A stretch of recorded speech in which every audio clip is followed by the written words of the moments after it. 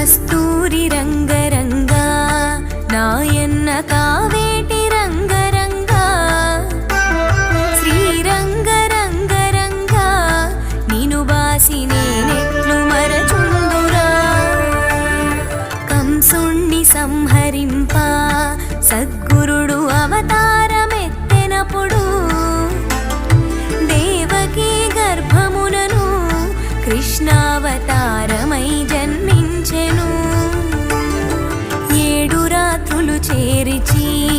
ఒక రాత్రి ఏకరాత్రిగా చేసెను